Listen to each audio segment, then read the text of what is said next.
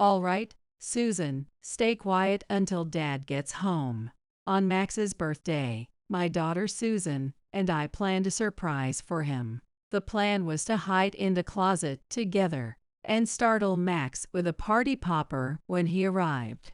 But instead, we were met with a shocking surprise of our own. If we're going to do it, tonight's the night. I feel a bit sorry for Susan, but it can't be helped. Through the crack in the closet door, I could see Max and my mother-in-law, Kelly. The ominous atmosphere made it impossible for me to step out of the closet. At first, I thought it might be some kind of mistake. Perhaps they had discovered my plan to surprise Max and decided to prank me in return. But their sinister conversation left no room for doubt. Just make sure you do it properly. I know what I'm doing. Holding back tears, I clutched Susan tightly and resolved to protect her.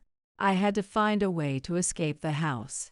After a while, Kelly mentioned she'd return once everything was over and left. Max, on the other hand, went upstairs as if he had suddenly remembered something. Once I confirmed they were both gone, I quietly carried Susan out of the house and headed straight to the police station. My name is Alexis.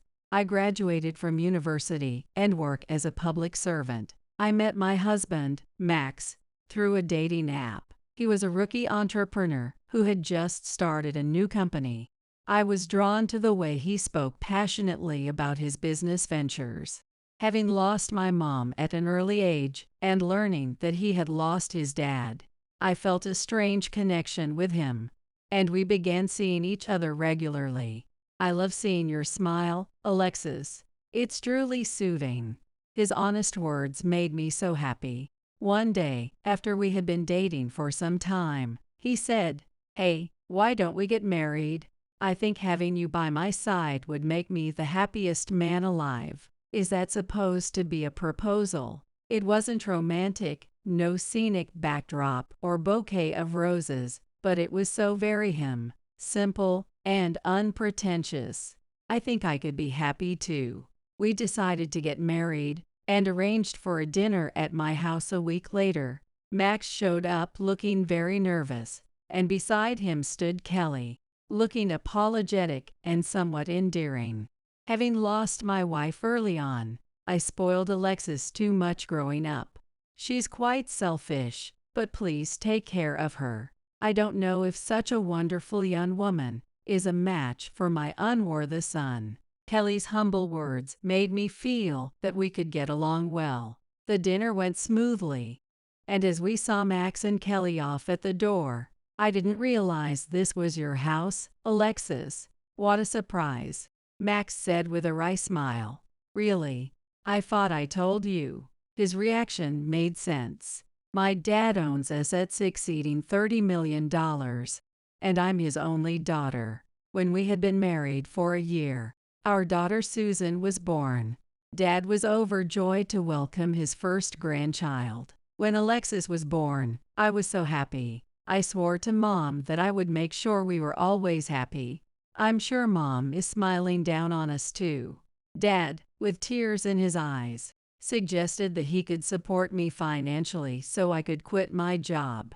But I didn't want to depend on him, so I returned to work after my maternity leave. Balancing work and raising a child must be tough. Kelly would often come over between her part-time shifts to help take care of Susan.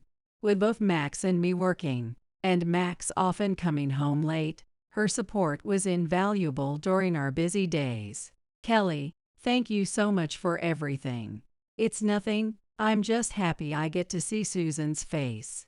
But as she said that, I noticed Kelly frequently rubbing her lower back. Kelly, is your back bothering you? When I asked, she explained that after Max's dad passed away, she had overworked herself, which had taken a toll on her back. Alexis, I'm sorry to ask, but could you lend me some money? Kelly mentioned that her part-time earnings weren't enough to cover her medical expenses.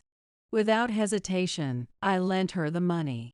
Thank you. I'm so happy to have such a kind daughter-in-law. I was just as happy to have Kelly as my mother-in-law. I believed that our current life was only possible thanks to her help, so I had no reservations about supporting her. Even after that, Kelly would occasionally ask to borrow money, and I trusted her words, handing it over without question. "Now, Susan, what shall we play today?" Kelly smiled, extending her hand toward Susan.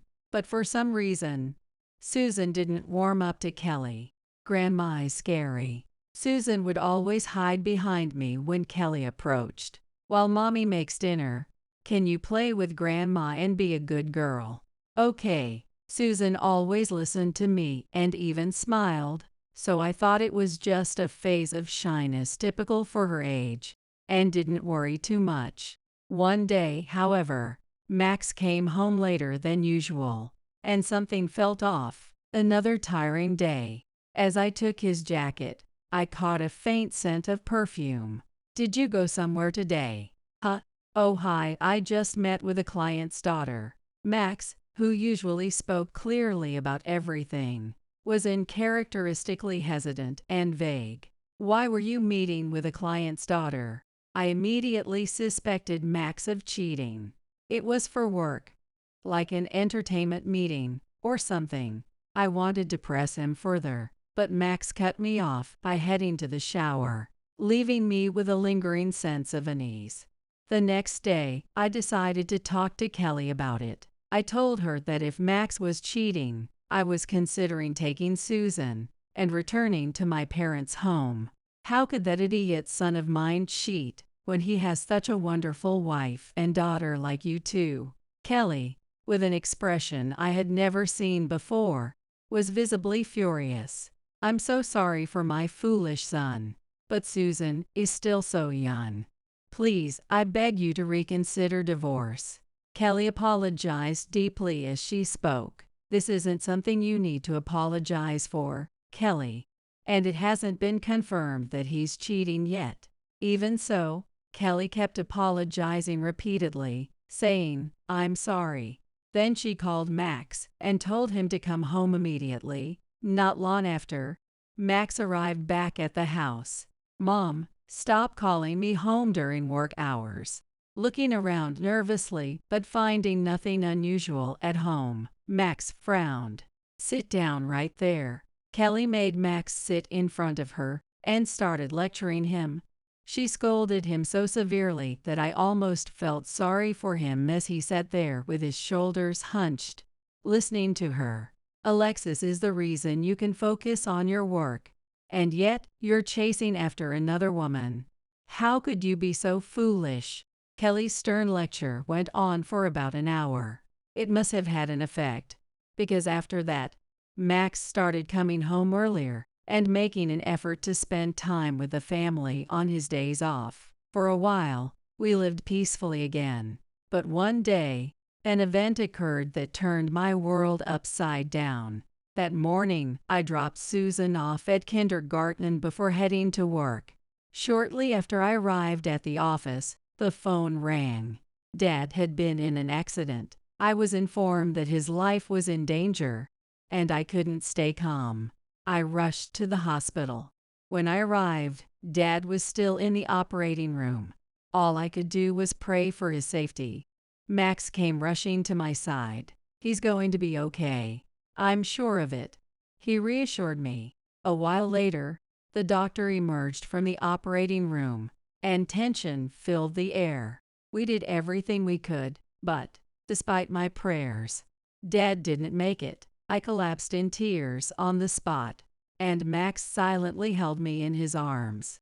I was in such shock that I couldn't think of anything. Max and Kelly took charge and made all the arrangements, ensuring that Dad's funeral went smoothly. As I watched everyone move busily, I could only stand there in a daze. When Mom passed away, I was too young to understand it fully, but now, having lost Dad, the person I had lived with and relied on all my life, I couldn't accept it as reality. As I watched the smoke rise from the crematorium, memories of Dad flooded my mind, and tears streamed down my cheeks. Even after returning home that day, Max and Kelly were incredibly considerate of me. "You must be exhausted, Alexis, just rest for now," Kelly said as she took over the household chores for me. Max played with Susan to make sure she didn't feel lonely.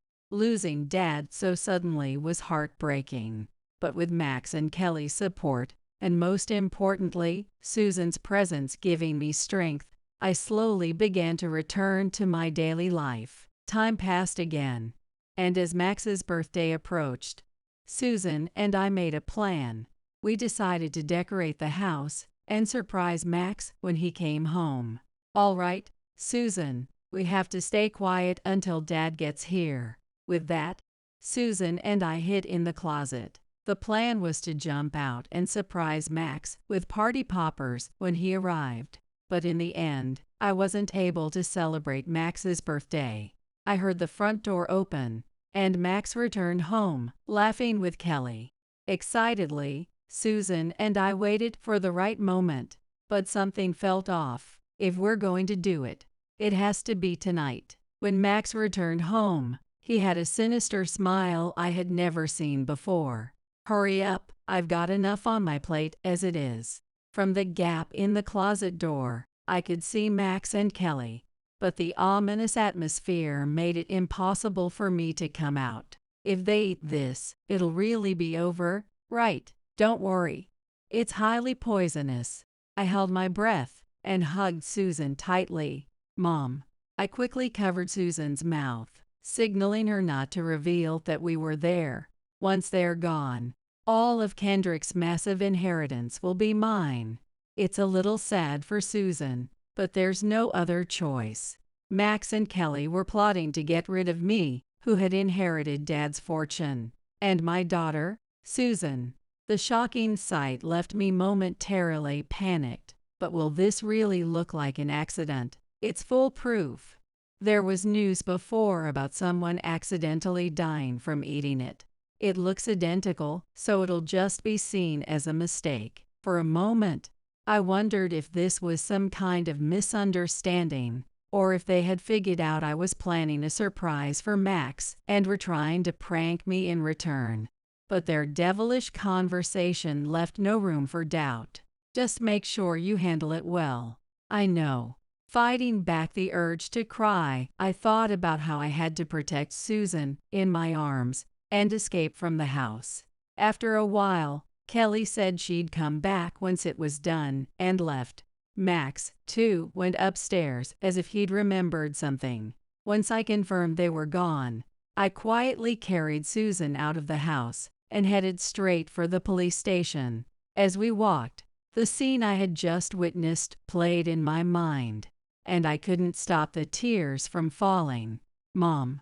Susan looked up at me with worry, but I couldn't say a word. The fact that Max and Kelly, who had been so kind, were planning to harm Susan and me filled me with sadness, anger, and frustration. "Mom, does your tummy hurt?" Looking at Susan's innocent face, I steeled myself. I had to be strong. "It's okay now." Wiping away my tears, I gripped Susan's hand firmly and hurried toward the police station. When I arrived, I took a deep breath and said, "My husband and mother-in-law are trying to kill us." Everyone at the reception desk turned to look at me. A female officer approached and said, "I'll talk to your mom for a bit. How about we go play over there while we wait, little lady?" Susan hesitated for a moment but then looked up at me and nodded, following the officer obediently. Several officers escorted me to another room, where I explained Max and Kelly's entire plot. "I understand your story, but without evidence, we can't take action," one officer said. I insisted that the evidence was at my house, but the officer gave me a slightly troubled look. "If it turns out to be a misunderstanding, it would damage the police's credibility. We can't act based on one-sided claims alone." I had tried my best to plead with them, but I was coldly turned away. Just as I was about to give up, thinking there was nothing more I could do, Susan peeked up at me with concern. "Mom, are you okay?" I knew I had to protect this child at all costs. At that moment, an idea came to me. Susan, Mom has to talk to Dad about something important, just the two of us. Can you stay at a friend's house until I come to pick you up? Susan hesitated for a moment, but then she smiled and agreed. I was sure she could sense my unease. Even so, she was trying her best to be a good girl. Looking at her, so small and brave, I felt an overwhelming love for her. There was no way I could bring Susan back to the house with me. I took Susan to a friend's house. Can you take care of Susan just for tonight? Seeing the urgency on my face, my friend asked what was going on. I told her everything about Max and Kelly's plot. My story shocked her, leaving her stunned at first, but she quickly regained her composure and asked quietly, "So what are you going to do, Alexis?" She looked at me with concern. "I'm going back home to get proof of Max and Kelly's plan." My mind was made up. I needed evidence to take to the police and have Max and Kelly arrested. Although the thought of being killed by Max terrified me, I had no choice but to act. Meeting her gaze, I could see my friend understood my determination. "All right, don't worry about Susan. Just take care of yourself, Alexis." I left Susan with my friend and headed back home alone. At least now Susan was safe. That thought alone gave me the strength to keep going. Standing at the front door, I took a deep breath, slapped my cheeks twice, and opened the door. "I'm home. Sorry I'm late," I said as I stepped inside, pretending to be calm. "Huh, where's Susan?"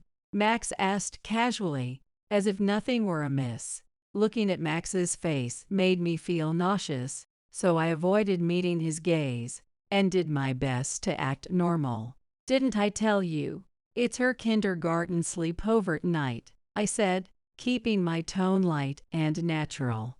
"It's my birthday, though. I was hoping Susan could celebrate with us," Max said, feigning disappointment. Of course, it wasn't that he genuinely wanted Susan to celebrate his birthday. I suppressed my irritation, trying not to let it show on my face. "It's your birthday, so isn't it nice to celebrate just the two of us?"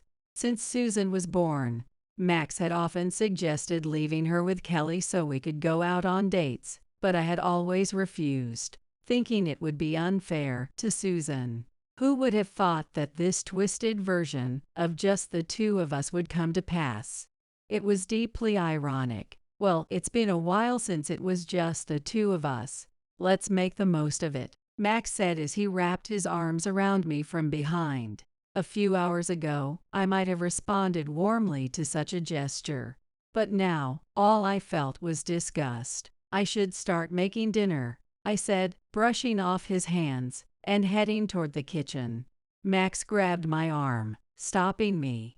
"Tea today, I'll do the cooking," he said, sounding slightly flustered. "It's your birthday. You should relax," I replied, trying to sound casual. Max smiled, but there was something unsettling in his expression. "That's exactly why I want to cook tonight. As a way to thank you, Alexis. You've been my rock all these years, and it's because of you that I've made it this far." Before knowing Max's true nature, I might have been touched by those words.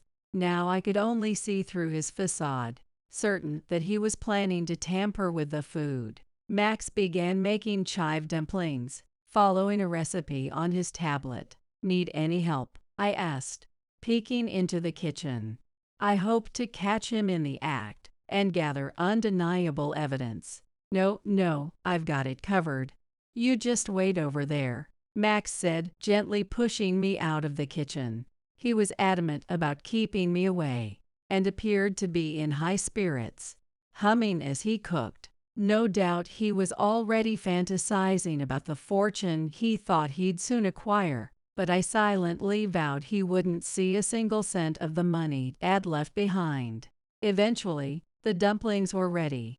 Max brought them to the table, looking triumphant. "Well, don't they look amazing?" he asked, grinning wider than usual.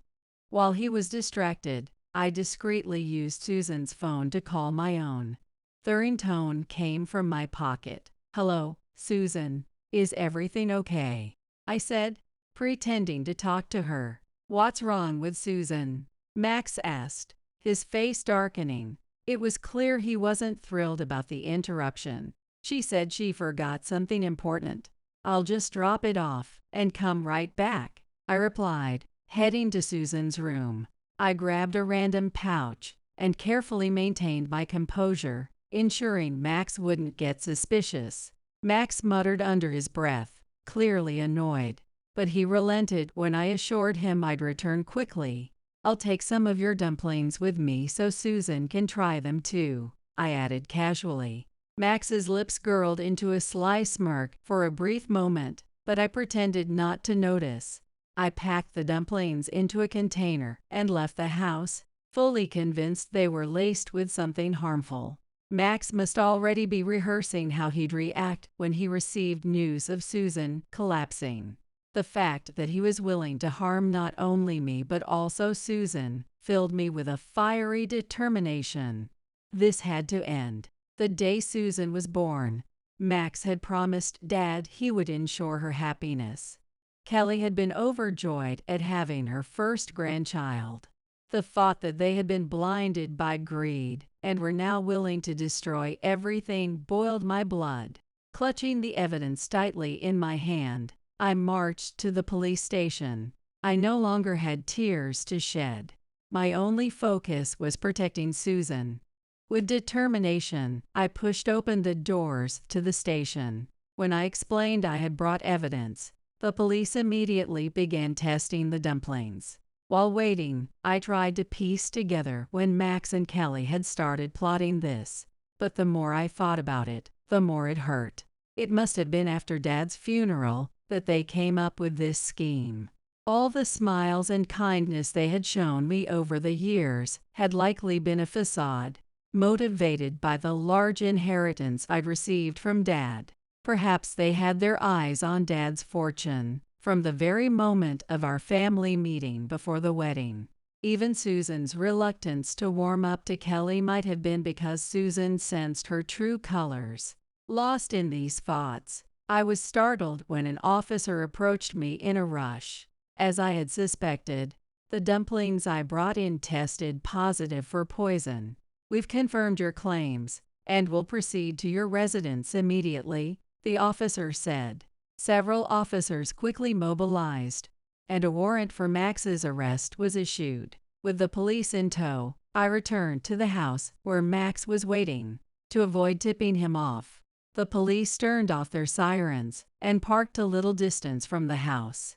I went ahead alone to the front door and called out, "Max, can you come to the entrance for a moment? Just a sec." Max replied, appearing a moment later with a curious expression. "What's up?" he asked, looking puzzled. Before I could respond, the police officers entered the house. "Why are the police here?" Max stammered, attempting to maintain his composure. When the officers presented the warrant, stating that he was suspected of attempted murder against Susan and me, his facade began to crack. "This is a misunderstanding," he exclaimed, blocking the officers from entering further. "Given the filed report, we're obligated to investigate," an officer replied firmly, pushing past Max and into the house. "Alexis, what's the meaning of this?" Max shouted, glaring at me with a mixture of anger and desperation. "I know about you and Kelly's plan to stage accidents to kill Susan and me. That's why the police are here," I said, meeting his gaze without wavering. Max's confident demeanor faltered, but he wasn't ready to give up. "When did I ever try to kill you too?" "That's absurd," he shouted. Before I could answer, one of the officers spoke up. "Mister, can you confirm that you made these dumplings?" the officer asked, pointing to the dumplings on the table. Max hesitated before replying, his voice trembling. "Why, yeah, I made them. So what?" They're just normal dumplings." Sweat began to bead on his forehead, and he nervously wiped his face with a towel, unable to stay still. "Well, poison was found in these dumplings," the officer said, holding up the ones I had brought in earlier. Max's panic deepened, and he visibly struggled to maintain his composure. "Mrs., can you confirm that these dumplings are identical to the ones here on the table?" the officer asked, turning to me. When the officer asked, I confirmed without hesitation that they were the same dumplings. According to the police, their analysis of the dumplings Max had made revealed not leeks but the toxic leaves of daffodils. Furthermore, remnants of the daffodil leaves were found in the kitchen scraps. Forensic officers arrived, meticulously gathering evidence, one piece at a time. "Mister, can you explain this?" the officer pressed Max. I got those from a friend who grows leeks," Max stammered, attempting to shift the blame onto an unsuspecting friend who supposedly cultivated leeks. Unbeknownst to Max, the police had already reviewed a second piece of evidence I had provided, which sealed his guilt. What Max didn't know was that I had secretly installed a hidden camera in the room. Initially, I'd set it up to record Max's surprise reaction to the birthday celebration I had planned for him. My intention was to capture his shock and share the footage with friends later for a good laugh. While I never got the chance to record his reaction, the camera inadvertently captured something far more incriminating: Max and Kelly conspiring over their plan. After my initial shock and confusion upon learning of their scheme, I remembered the camera and retrieved it while Max was busy in the kitchen. I submitted the camera, along with the dumplings, to the police as evidence. It was a high-quality, state-of-the-art model that recorded not only video but also crystal-clear audio. In the footage, Max and Kelly were unmistakably discussing their intent and the steps they would take to execute their plan. I didn't know anything about this. Max continued his pitiful resistance. However, when the police informed him about the existence of the camera, he fell silent, realizing the game was up. As Max was restrained by the officers, anger surged within me. "I ignored your infidelity, but this. Why would you go after Susan too?" I cried out, tears streaming down my face as my fury spilled over. "I'm sorry, but we couldn't survive like this anymore," Max yelled, shaking off the officer's grip to look me in the eyes, pleading with remorse. "What do you mean by that?" I demanded. With his head hanging low, Max admitted that his business had failed, and he was drowning in massive debt. "And that's why you tried to kill Susan and me, to steal Dad's inheritance." I was overcome with a wave of fury and betrayal. Had Max come to me and confessed his struggles, I might have been willing to help him financially. Instead, he kept it all to himself and chose to plot our deaths, staging them as accidents to seize my father's inheritance. "I'm sorry, I couldn't think of any other way," Max muttered, his shoulders slumping. But his remorse did nothing to diminish my anger. "So you admit to attempting to murder your wife and daughter?" the officer asked pointedly. Max gave a weak nod, unable to meet anyone's eyes. The officer placed handcuffs on Max as he stood there, a broken man. Watching him, I was engulfed by an indescribable emptiness. At that moment, Kelly appeared, completely oblivious to what had unfolded, wearing a bright smile. Did everything go as planned? When Kelly saw the police officers, her expression turned to one of panic. "Who are these people?" I told the officer that she was my mother-in-law, and Kelly seemed to realize the gravity of the situation. "Kelly, it's all over. We know everything." "What do you mean, everything?" "I have nothing to do with this." Kelly tried to shift the blame entirely onto her son Max, But when I explained that I had witnessed everything and had already submitted the evidence to the police, her face turned pale. Yes, I just remembered something.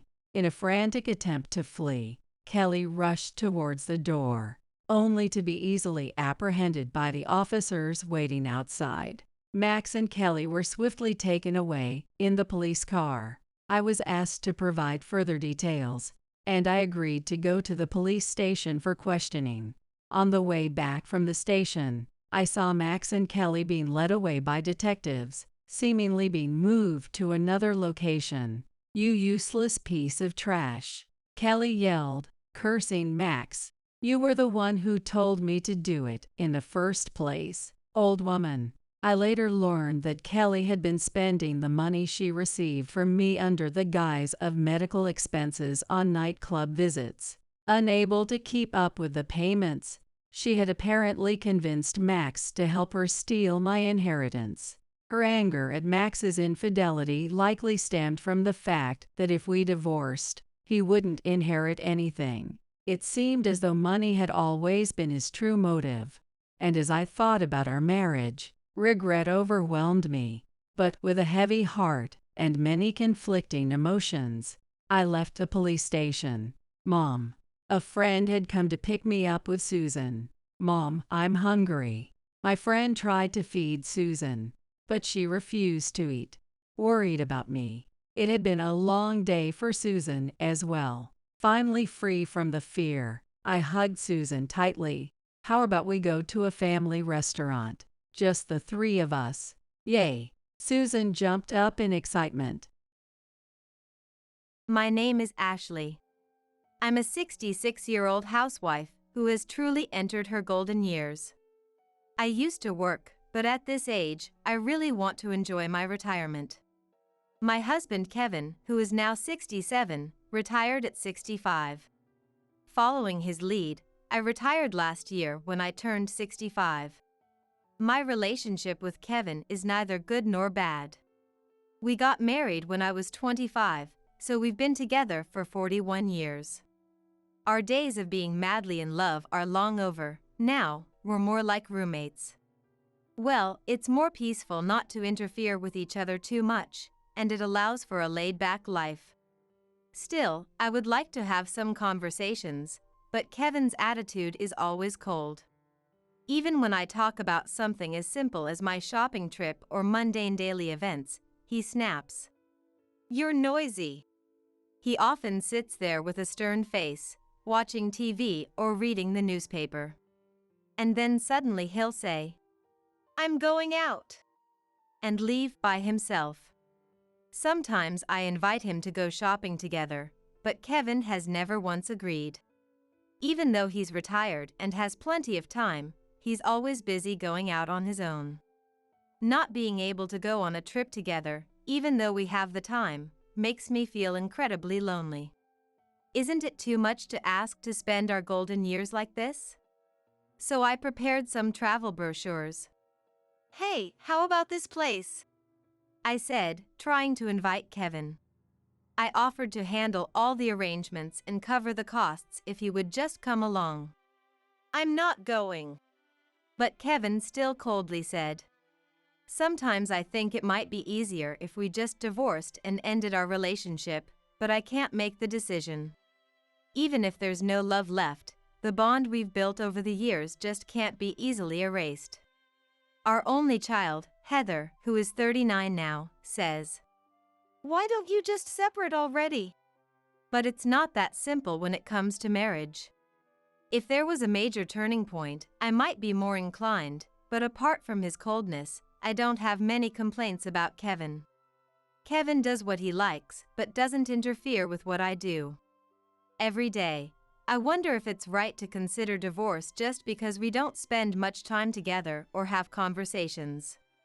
Maybe getting a part-time job would help distract me?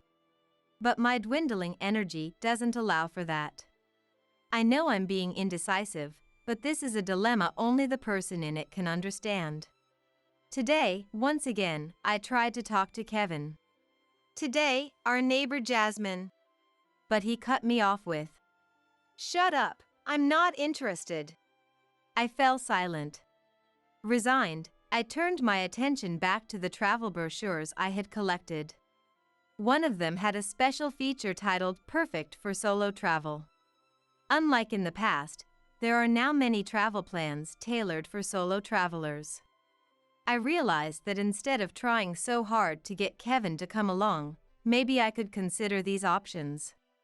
If Kevin ever decides to join me, that would be great, but maybe it's time I start enjoying my retirement on my own. Ideally, it would be wonderful to travel with Heather and her family, but my teenage grandkids aren't interested in traveling with their grandma anymore. They're busy every day with school, extracurricular activities, and spending time with friends. They wouldn't want to use their precious free time for a family trip. It's a difficult age for them. Plus, it's not feasible to leave the grandkids at home and travel with Heather alone. So maybe a solo trip is the way to go. Once I've decided on something, it's best to act quickly. As I looked through the brochures, thinking about where to go, the loneliness of Kevin ignoring me faded, replaced by excitement. But as I was happily planning my trip alone, it was strange how Kevin started to take notice. "What are you doing?" he asked.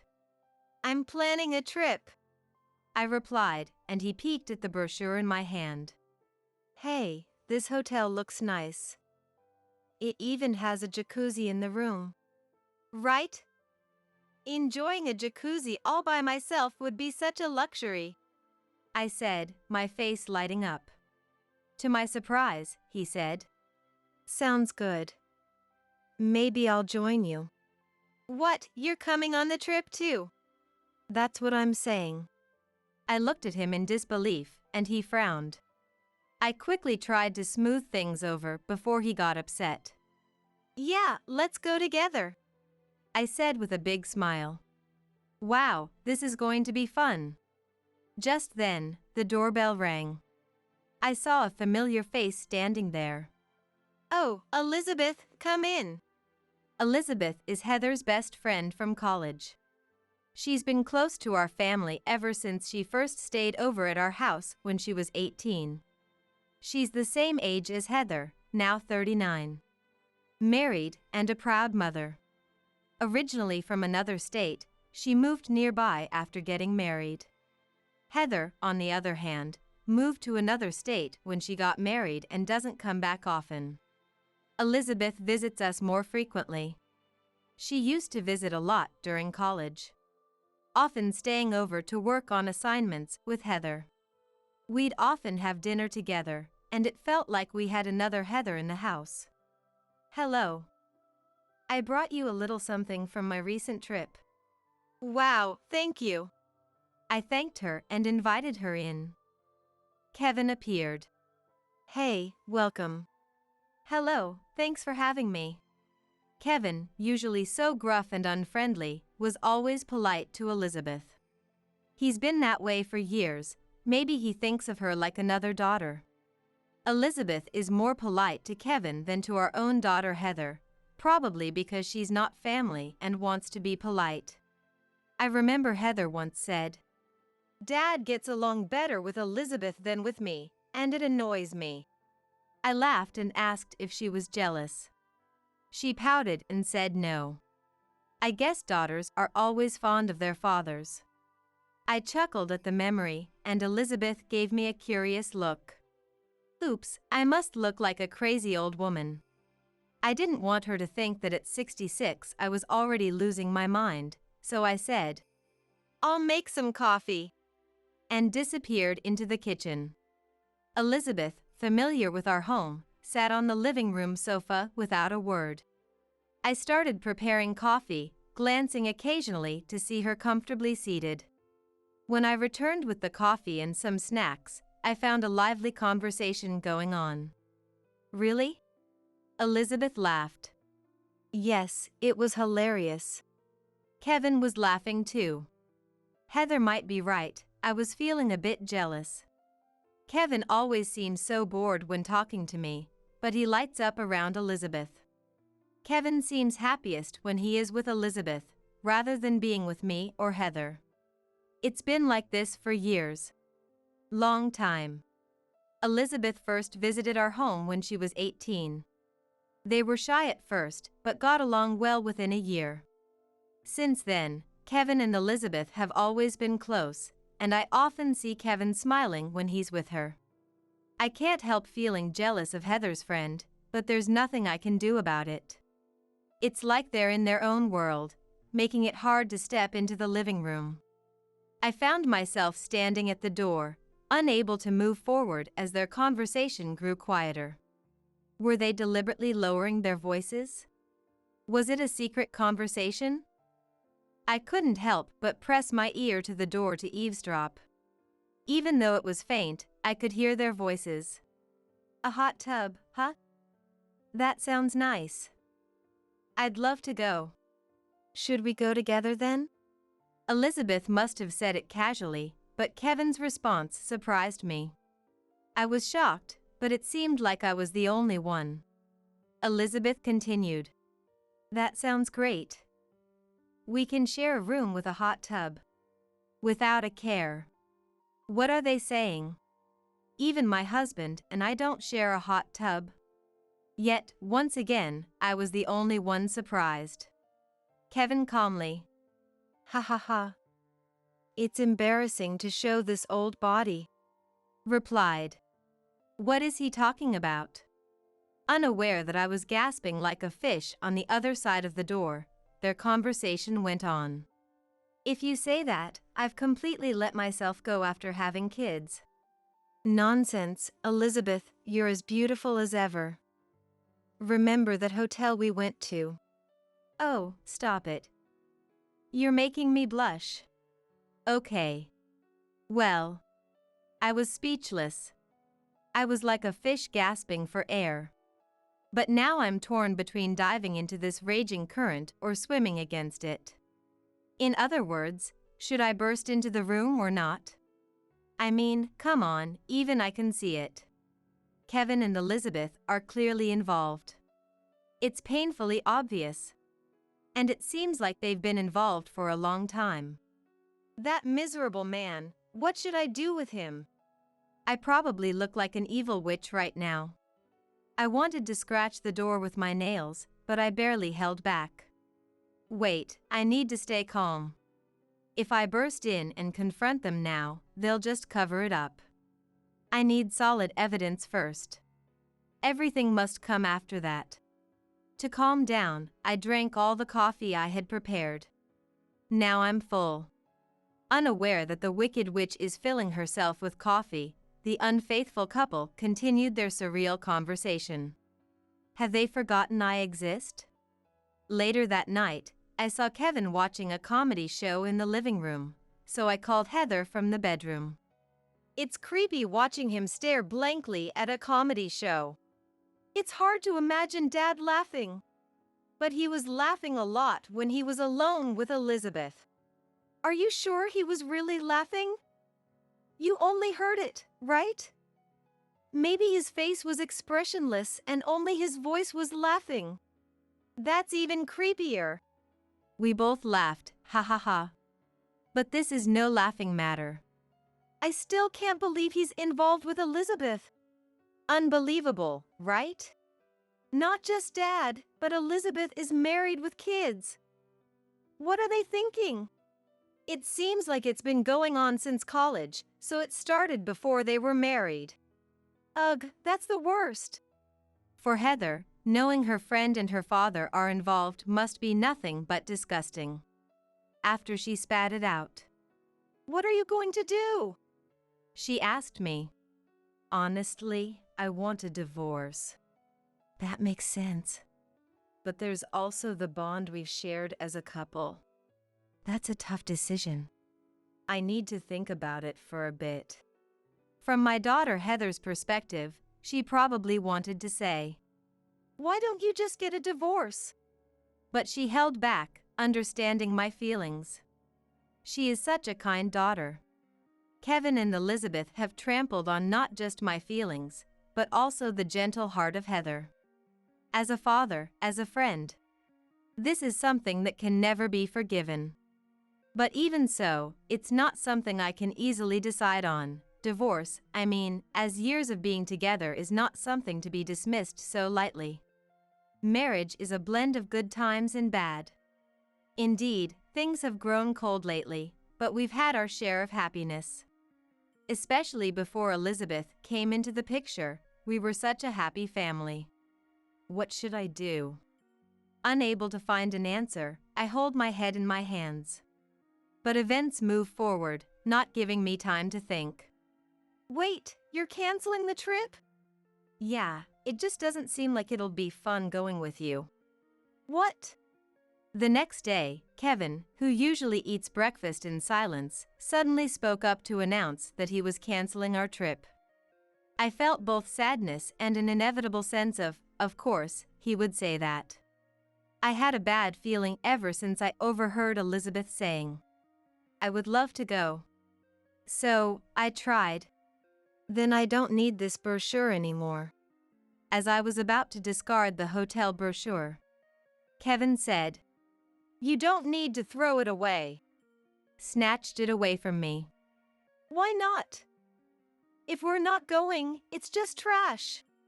We might go someday. Fine, then I'll just go by myself.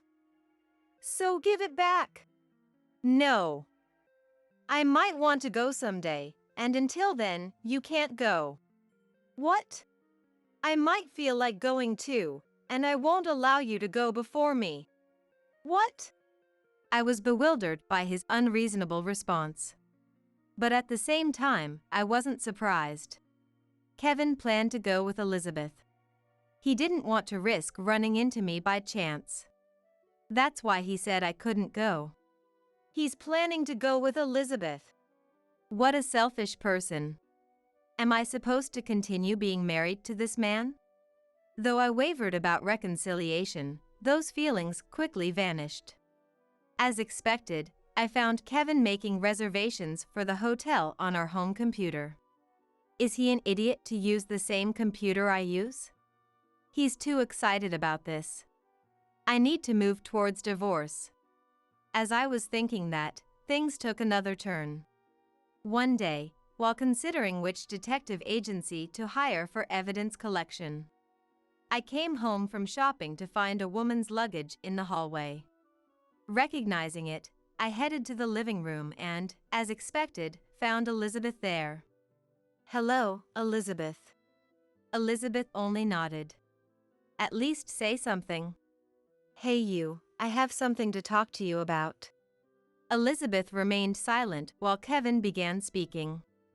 Don't call me that way. What? Nothing. I had no reason to be addressed so informally by him, nor did I have time to listen to what he had to say. Suppressing my urge to respond harshly, I said, I'll make some coffee for us. I went to the kitchen to put some distance between us. I made their coffee as bitter as I could. So, what is it you want to talk about? After placing the cups of poisonous-looking coffee on the table, I sat on the couch facing them. Once I was seated, Kevin and Elizabeth exchanged glances and nodded. Then, they held hands. I had a bad feeling about their attitude, as if they were saying, "We're so close." Kevin looked at me with a furrowed brow. I want a divorce. And said, Damn, he beat me to it. What? Nothing. When it comes to breaking up, it feels like whoever says it first has the upper hand. It's like saying, I don't like you, so let's break up, right? I wanted to say it first. I hate you so much. I'm dumping you. Being told first feels humiliating. Hey you, what is it with you, seriously? You're so restless. There it is, the hey you again. It really pisses me off. As I was getting annoyed, Kevin finally said it. I'm divorcing you to marry Elizabeth. Haha, is that so? What? I was thinking how annoying it was and missed what he said. Or rather, did he just say something weird? Marry? Yes. With whom? With her, of course. Kevin raised the hand he was holding, Elizabeth's. So you're cheating? That's right. Yes, I got the proof.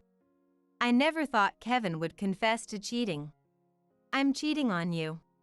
Before I could gather evidence. Saved me the trouble of hiring a detective. Actually, when he said he had something to talk about, I had started the voice recorder app on my mobile phone. I recorded that statement perfectly.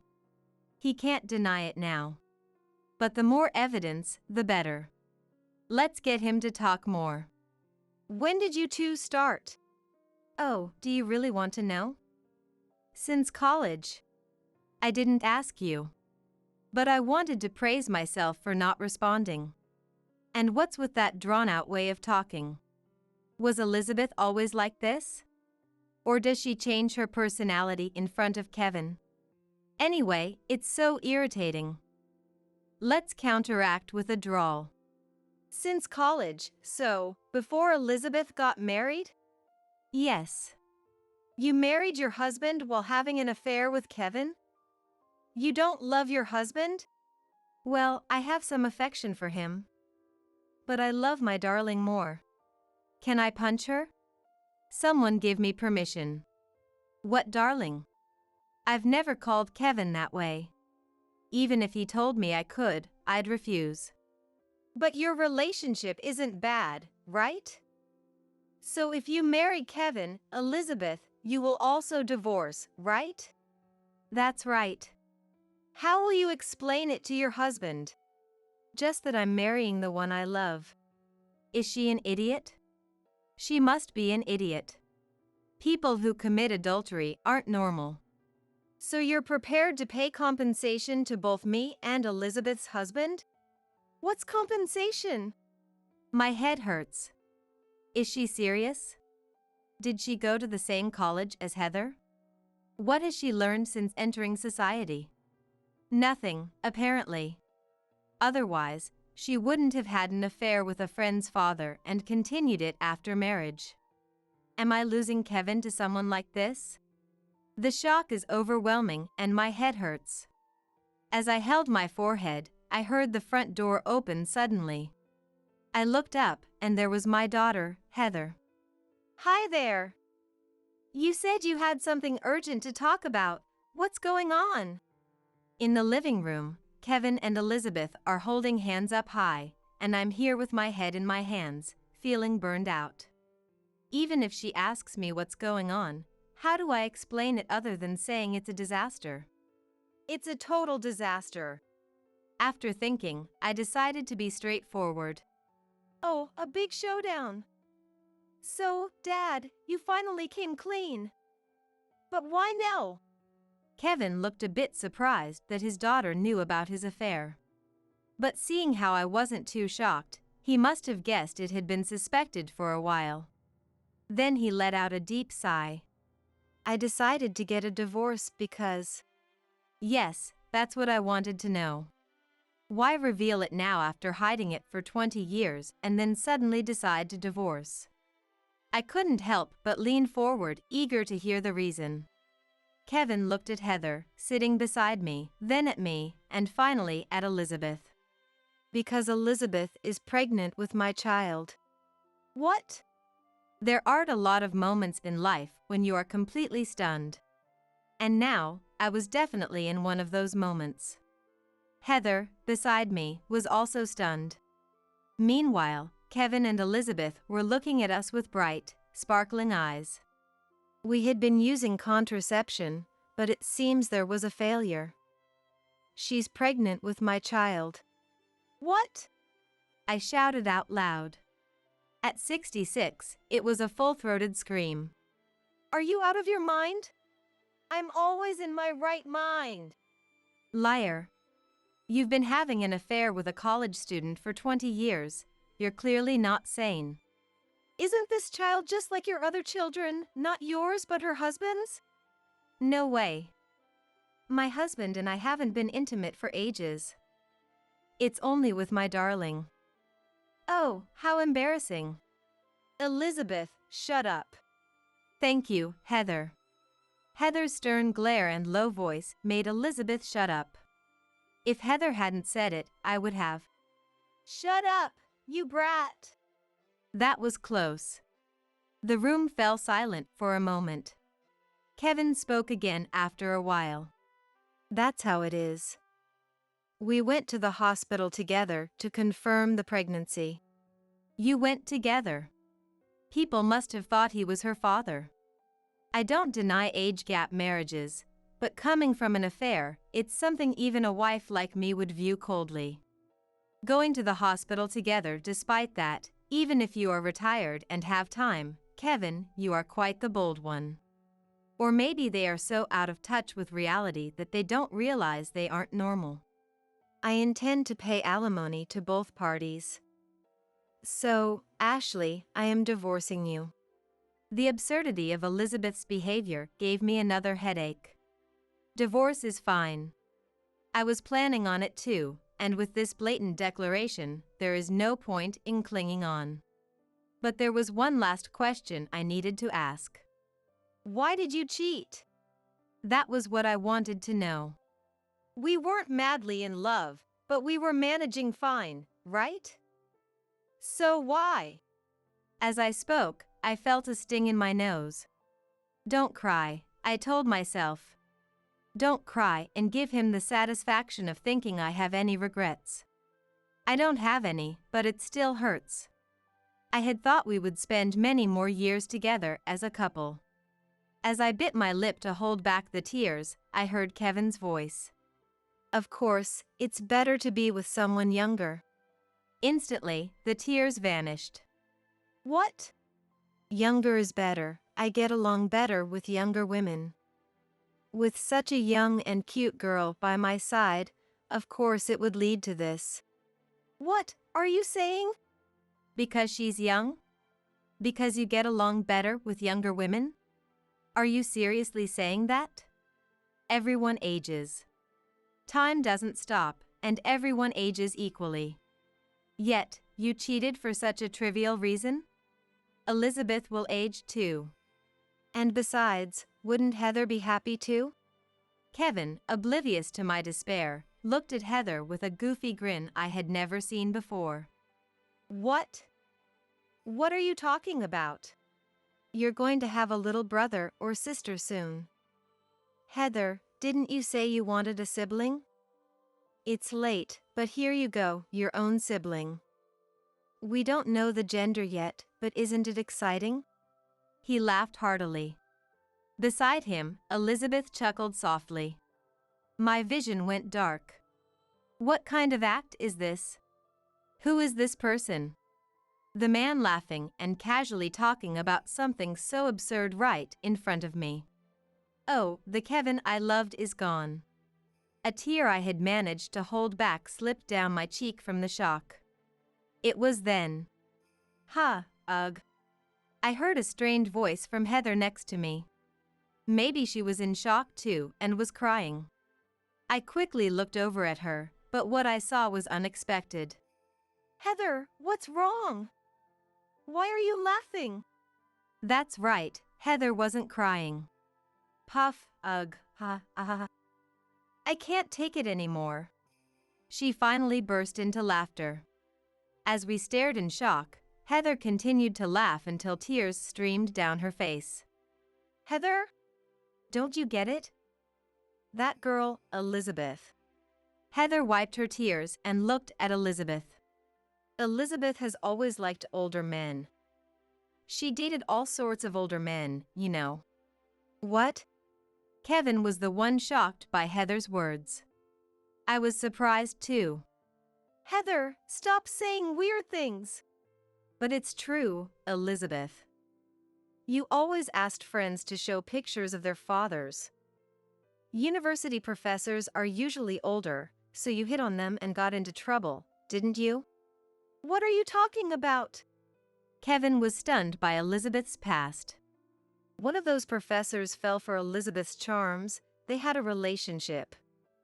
He got fired, and Elizabeth was suspended. What?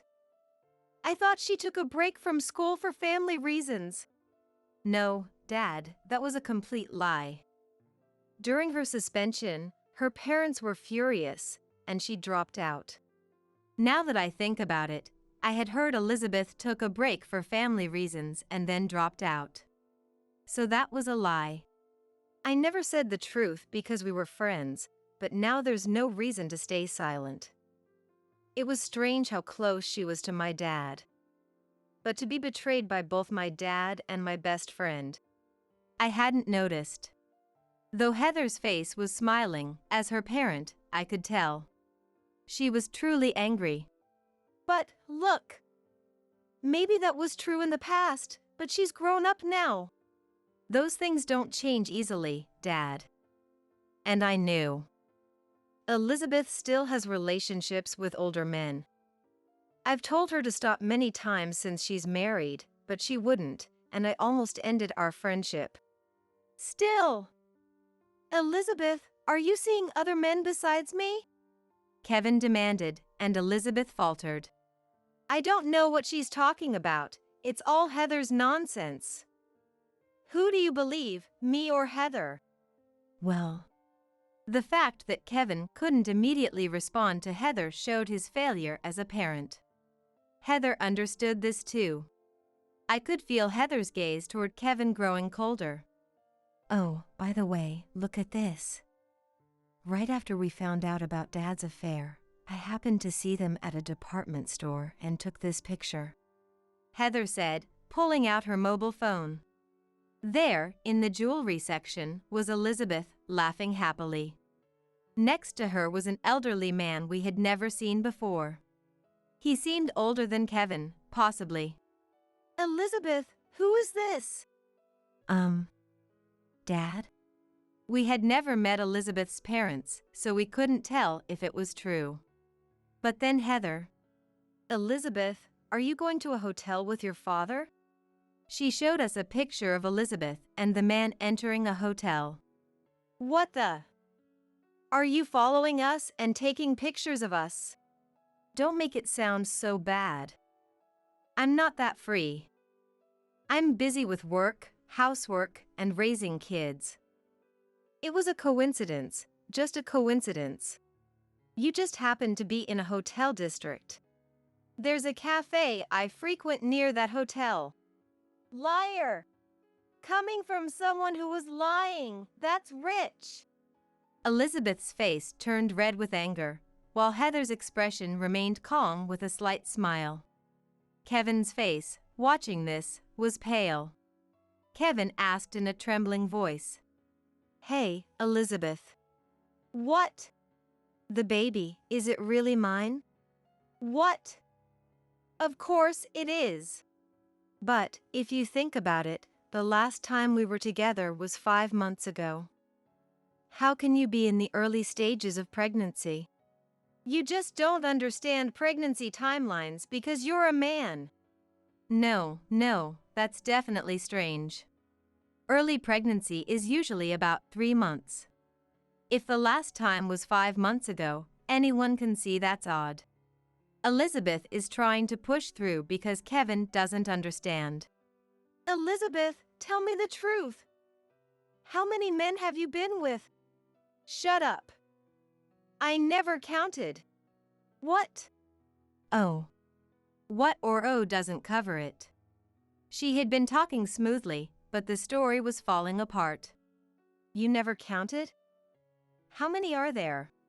Heather laughed again. Kevin was stunned, Elizabeth looked angry, and I couldn't close my mouth in shock. The room fell silent, with only Heather's laughter echoing. Well, anyway.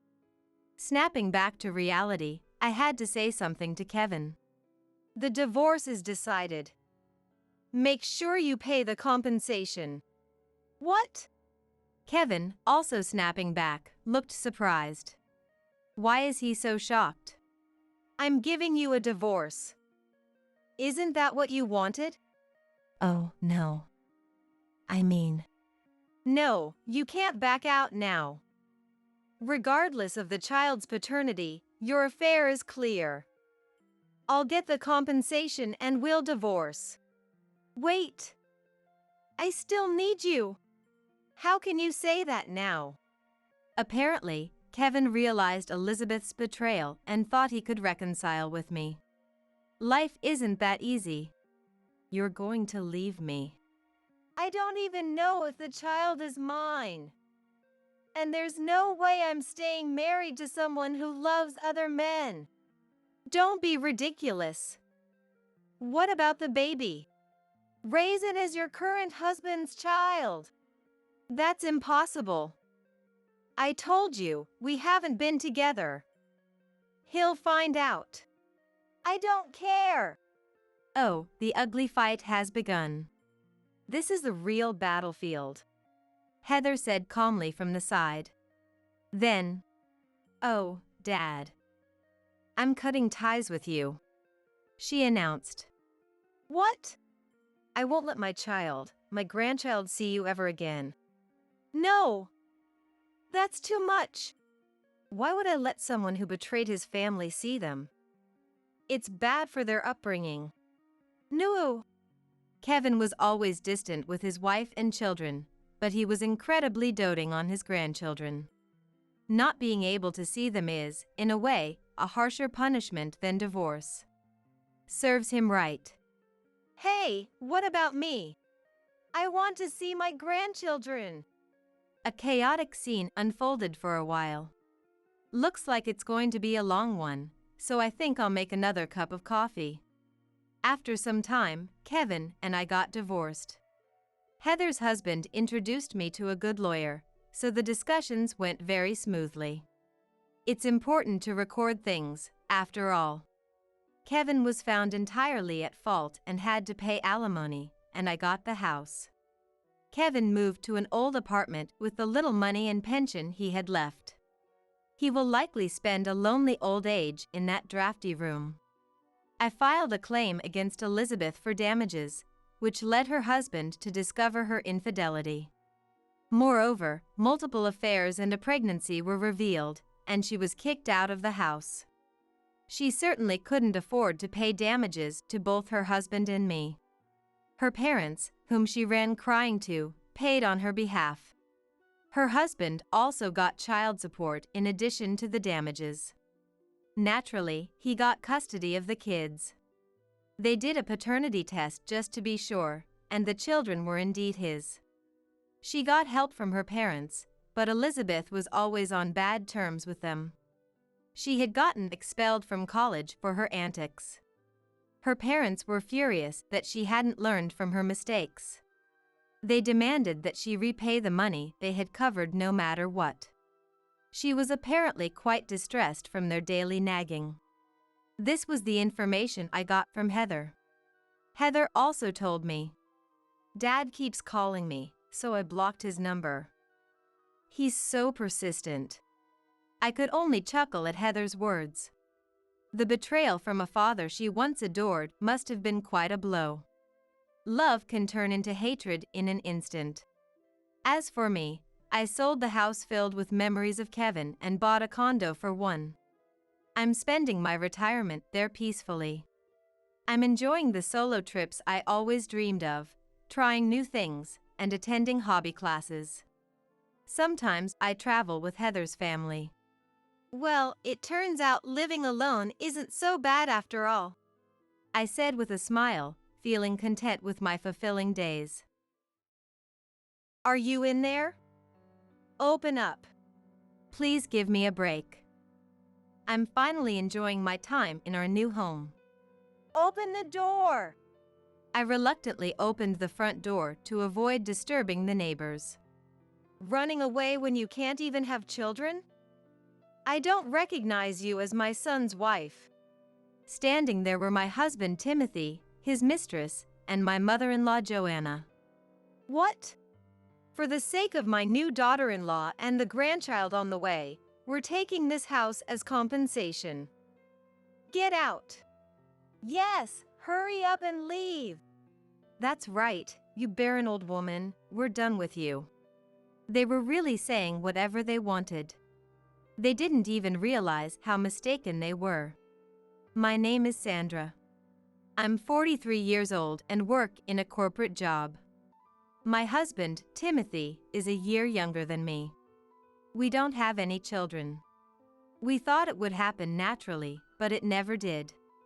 After many discussions, we decided to live our lives together as a couple without children. I have no regrets. We've been living in the same apartment since we got married.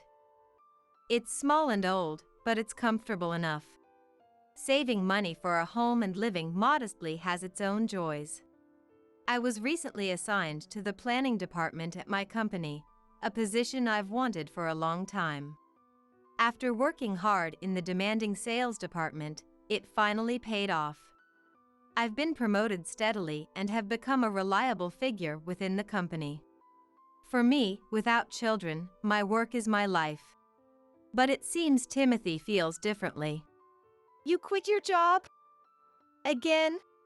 Yeah. What? Without even discussing it with me? I was too shocked to speak. My boss was nagging me when I refused to transfer. So you quit because of that? It ended up that way, but I'm the victim here. It's unfair dismissal. I sighed. Then you should sue and claim compensation. No, I don't want to make a big deal out of it. I knew it. It wasn't unfair dismissal. This was Timothy's bad habit. He couldn't stick with a job for long. He wasn't irresponsible, but he would suddenly quit when he got fed up. Switching jobs every 2 or 3 years had become the norm, and each time, it disrupted our finances and daily routines. As a partner, I couldn't tell him to endure a job he hated. But we're in our 40s now. Repeated job changes only brought more disadvantages. At times like this, I was glad we didn't have children. I could support us. And if something happened to me, he would support me. I understood that, but finding a new job wasn't going well, and time just kept passing. The timing was bad, but age and experience were also factors. He was frustrated. He stayed home all day without doing any housework, just sighing. If he was bored, he could at least clean up his own mess. I have more right to be annoyed than you.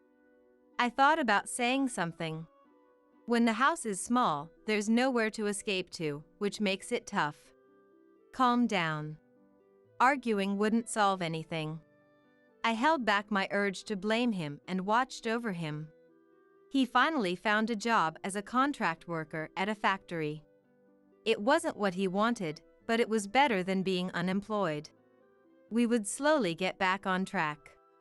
Together, we could manage.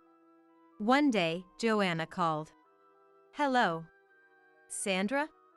Joanna, what's going on? I heard you've been treating Timothy coldly, haven't you? Huh? I let out a weird noise in surprise. I had no idea what she was talking about. Isn't it terrible to treat my son like that when he's hurt from being unfairly fired? Wait a minute, Joanna. I have no idea what you're talking about. What do you mean? I should be asking you. You've been harsh, telling him to hurry up and get a job or clean up, right? Why does it come to this? Sure, I said things like, I hope you find a job soon. Or, please put away the things you've left out. I made these comments carefully, trying to be considerate, even if they were a bit sarcastic. But I never used a commanding tone. This is another bad habit of him. Whenever something happens, he immediately tells his mother. And he exaggerates the story.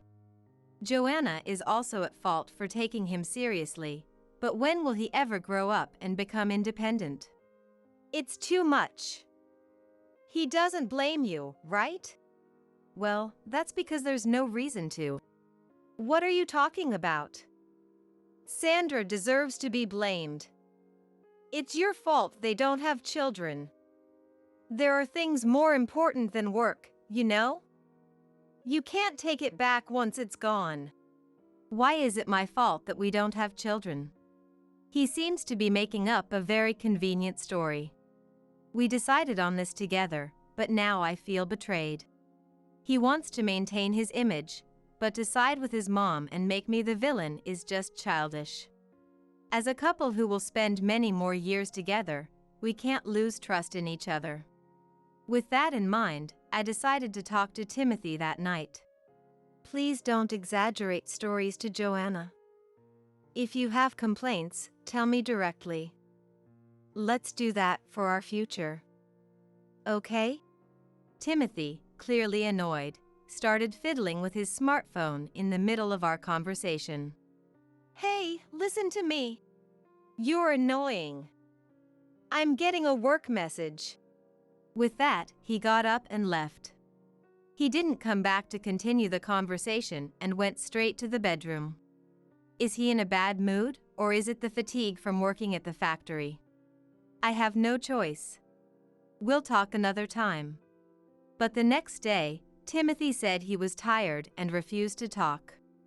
The day after that, he came home late from a company party. He spent the whole day off sleeping because of a hangover. After that, he stayed out late due to overtime and socializing. He was clearly avoiding me. He's trying to make it go away, but that won't solve anything. I hate being baselessly accused by Joanna. Rubbing my sleepy eyes, I waited for Timothy to come home. This is a problem that can't be postponed just because it's troublesome. Around midnight, Timothy came home humming happily. Welcome back. You scared me. What's wrong? You startled me. Were you awake? I was waiting for you, Timothy. Huh? Timothy looked annoyed. Why are you avoiding me? You're annoying. Something's wrong with you. You're persistent. If you have something to say, leave me a note. A note? Did we agree to avoid discussing things? Ugh. Remembering something from so long ago, you're really persistent. I was shocked. Had he forgotten our wedding vows? When I said I wanted us to be a couple who understood each other. He nodded and said, I think so too. I liked your seriousness, but now it's too rigid and heavy. If you don't want to lose me, change your attitude. There's another woman. What do you mean? Exactly what it sounds like. Are you cheating? I had a feeling based on his recent behavior. Is this a joke? What did I do? I'm telling you, you're too persistent. Do you want a divorce? Please, don't say that. Timothy clicked his tongue in annoyance.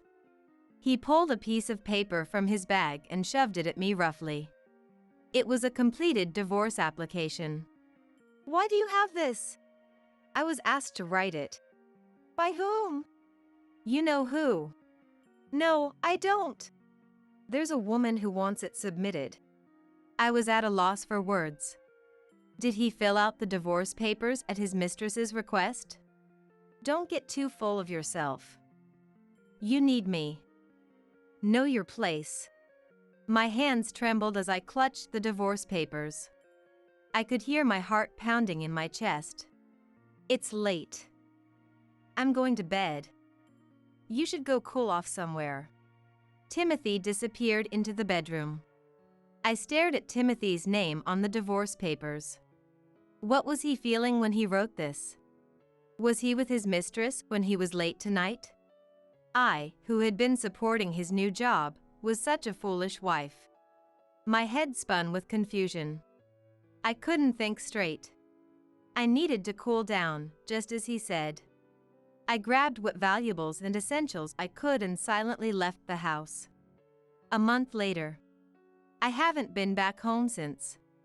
I've tried contacting Timothy several times, but there has been no response. This room is quiet and comfortable. It calms my mind. The sunlight streaming through the window brightens the still empty living room. The ventilation is good.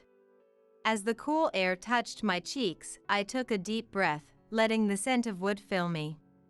Then, Sandra, are you in there? Open up. The grating voice made me frown. That familiar, loud voice belonged to Joanna. Just great, exactly what I didn't need. I was finally starting to feel at peace.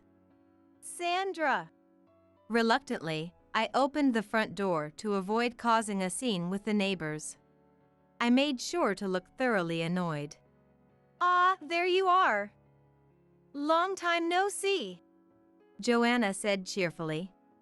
She tried to force her way inside, but I pushed her back. Wait a minute. Why? What's wrong? Can she see my face? I'm clearly trying to refuse her. Wow, not bad at all. To my surprise, Timothy was with her.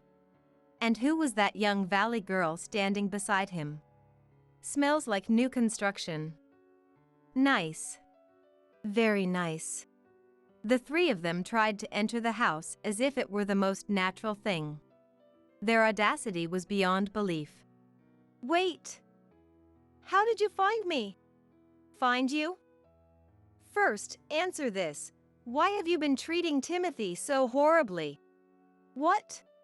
Leaving everything and running away makes you a terrible wife. Just because you don't like Veronica. Veronica. Oh, this valley girl. I see, she has Joanna's approval. Wait, did I run away from home? I felt like Timothy had told me to go somewhere, like he was kicking me out. He clung to the valley girl, giving me a provocative look. It's a spec house, but the number of rooms is just right, and the interior design is decent. I can forgive you for buying a new house on your own. What? But we can't live together. Your infertility is a disgrace. What are you talking about? Be grateful we stayed with you until now. Confused, I tilted my head, not understanding a word. Timothy, I'm tired. I need to sit. Yes, Veronica, I'm sorry. Sandra. Let Veronica sit inside. No. What? Don't be ridiculous. She is pregnant with Timothy's child. What? Pregnant? This was news to me. Strangely, I didn't feel much of anything. Why was that? A series of shocking events left me wondering if I was in a nightmare or if I had become numb to everything. Shouldn't pregnant women be respected? Sandra, who is infertile, wouldn't understand. Oh, is that so? Don't you get it yet? I accept Veronica as my son's wife, not Sandra. I'll take this house as compensation, so you need to leave. Yeah, hurry up and get out. Right, good luck, old infertile lady. How could they say such things? They didn't even realize their own misunderstanding. I can't give this house as compensation. Even if you tell me to leave, this house is in my name. What? Besides, we're already divorced. What? Timothy and Joanna were shocked. Was it really that surprising? You handed me the completed divorce papers, didn't you? Sandra, what do you mean? Weren't you planning to start a new life with us? I never had any such intention. Joanna panicked while Timothy seethed with anger. What are you talking about? This house was purchased with my money. What? Unbelievable. They probably hadn't read any of the texts I sent. You really know nothing, do you? The night Timothy handed me the divorce papers, all the patience I had as a wife vanished, and I was filled with a sense of liberation. My heart swelled with joy, and I couldn't think straight. Was I about to start a new life of freedom? When I realized that, I felt so excited that I got dizzy. I signed the wife's section of the divorce papers with joy and submitted them to the court first thing the next morning. I made sure to split the savings evenly and transferred half to Timothy's account. Considering my earnings so far, most of the savings were mine, but I wanted to avoid any disputes. I sent a text saying, "From now on, let's communicate through lawyers." I used half of the savings I split with Timothy and the bonus I received afterwards as a down payment to purchase a new house. The rest was covered by a loan. Timothy said, "A loan? A housewife can't get a loan." I was dumbfounded by Timothy's condescending remark. "If you kept changing jobs, you wouldn't be able to get a loan." "What?" "Since you don't manage the household finances, you wouldn't know, but my salary is double yours." Maybe his pride was hurt, because Timothy's face turned red with anger. Even Veronica seemed surprised. "Timothy, this is different from what you told me, right? You said we'd live in a new luxury house." Calm down, Veronica. Timothy, or rather my ex-husband, was visibly shaken. I've been supporting the household all this time. The idea of living with his new wife and Joanna was absurd. "Sandra!" Joanna looked like she was about to explode with rage. "This is unforgivable. It's fraud." "Joanna, who wrote the divorce papers first? "And who made him write it?" It was her, the future wife of your son, who would support you. "And now you have a grandchild too." Congratulations." "No, we'll take the house too." Joanna was fuming. How arrogant. "That's not possible. Such a big house, it's a waste for Sandra to live here alone. I plan to live with my parents eventually." "What? What is my son's wife saying?" No, I'm no longer your son's wife. I'm not related to you, Joanna. And who knows, there might be another great encounter waiting for me. Of course, I wouldn't say that out loud. "What's going on? I was planning to settle down in this house." Joanna looked dejected. "What happened to the apartment you were living in, Joanna?" "I sold that old place." "You sold it?" "Yes, I saw you moving appliances into this new house and immediately called Timothy. He invited me to live with him." So that's what happened. So the only place left is the small, old apartment I used to live in. I don't feel sorry for her at all. "Instead of having a tough career woman like Sandra, I thought I'd have a sweet daughter-in-law and grandchild, and a brand new house. I thought my old age would be secure." I wish she'd stop speaking ill of others while feeling sorry for herself. Who does she think she's calling tough? You are the one who is such a mess that I had no choice but to take charge. "Oh, I'm so down. Sorry, but I'm going home to tell Dad everything." Veronica seemed to have snapped. "That would be. If my dad gets mad, it's going to be a big problem. You better take responsibility." "Veronica, please, anything but that." So why did Timothy get this young valley girl pregnant? She was a company clerk, and after a drinking party, they slept together, and she got pregnant the first time. I thought she was just an employee, but she was actually the factory manager's only daughter. She was a private school-raised lady with zero experience with men despite her flashy appearance. He was her first, and of course, she didn't know he was married.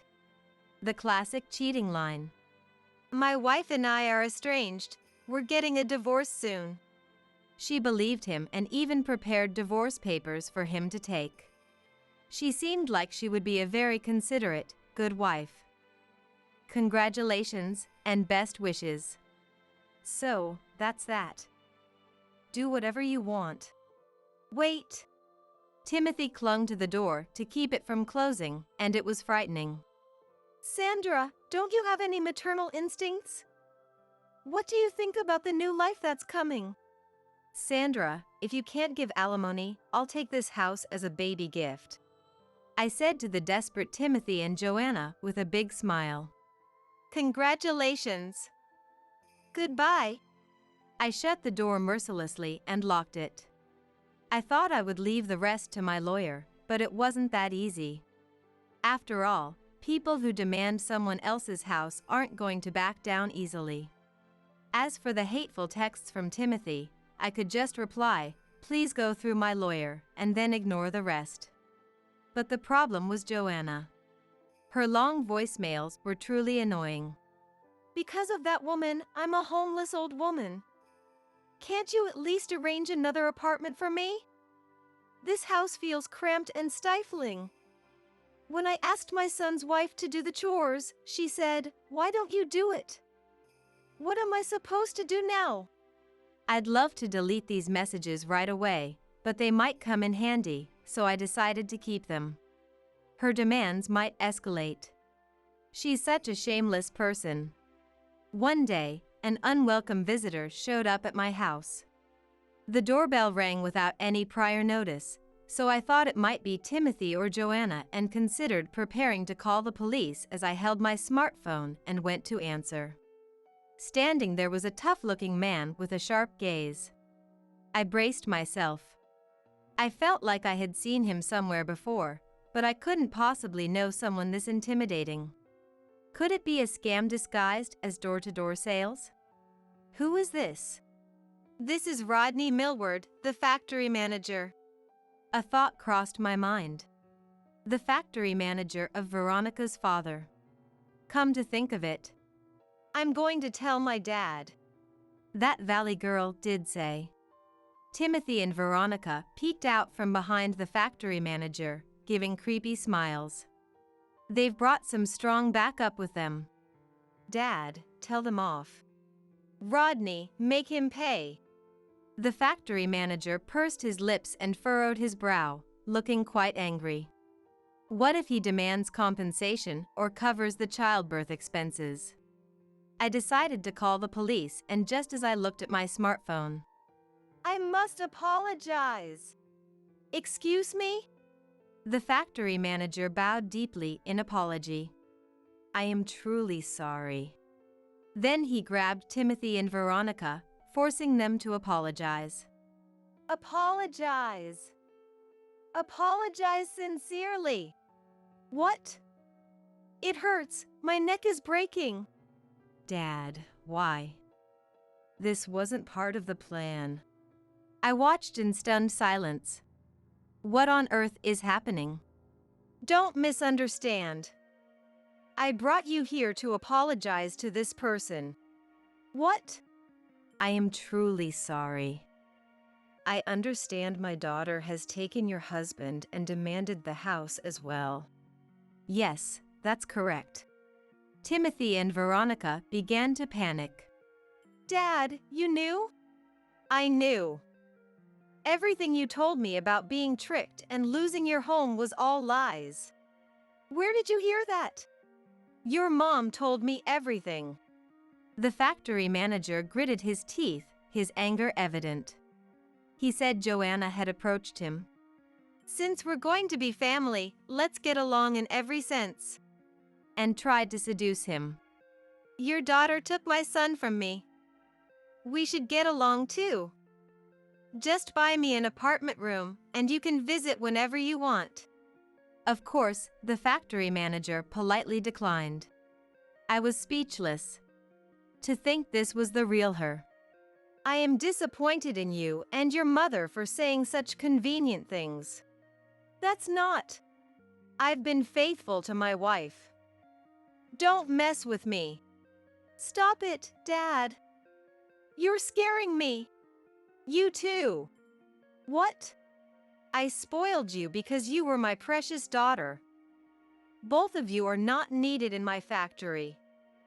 Go work at a very strict workplace and start over. What? The factory manager told my ex-husband this and then turned to me. Can you forgive us with this? Yes. But why go this far? I want to maintain a good relationship with you in the future. I stared at him, not understanding at all. Then it dawned on me. He was someone I had worked with several times during my sales days, the director of a client company. I apologize for not realizing. Now it was my turn to apologize. There was a business integration, and I am now managing a new factory. It's no wonder you didn't recognize me. I see. I couldn't believe it when I heard your husband was working at my factory. The factory manager looked away, troubled. Has he caused any trouble? His work attitude is poor. He doesn't learn his job, and he has been absent without leave. He's completely different from you. I could picture Timothy's unprofessional behavior, but it was too predictable to be surprising. As I was no longer his wife, I couldn't defend or apologize for him, so I just gave a wry smile. I intend to retrain him from scratch. He will never come here again. Timothy shrank, and Veronica looked displeased. You were good at training new employees, weren't you? Yes, I was very strict. I'll be cheering you on from afar. Even with the factory manager's efforts, it seemed difficult for Timothy to reform. He would have to change his heart and put in the effort himself. For the sake of the innocent baby who is about to be born. There is only one thing I regret. I wanted to correct the misunderstanding that infertility was my fault. There was a time when we both went to the hospital together to investigate the cause of our infertility. It turned out there was no problem with me, but Timothy was diagnosed with asthenozoospermia. It wasn't impossible to conceive naturally, but we were told it would be difficult. The fact that Veronica got pregnant from a single mistake with Timothy was either a miracle, a sign of their strong compatibility, or maybe the baby isn't even his. Such things don't matter to me anymore. The factory manager updated me on their situation during a work call. Apparently, the couple and Joanna had been living in that old, cramped apartment for a while. They had promised to save money for the baby and work hard, as a condition for eventually living together with Joanna, but Veronica soon found it intolerable. Of course, she did. Timothy probably didn't know since I was the one managing our finances, but living on his income alone would be tough, if not impossible. If the three adults lived freely without saving, the savings I gave him in the divorce would run out quickly. Veronica went back to her parents' house after giving birth and never returned. During this time, Timothy quit his job because he didn't like it anymore. Panicked, Joanna showed up at the factory manager's house. Give me back my son's wife. And?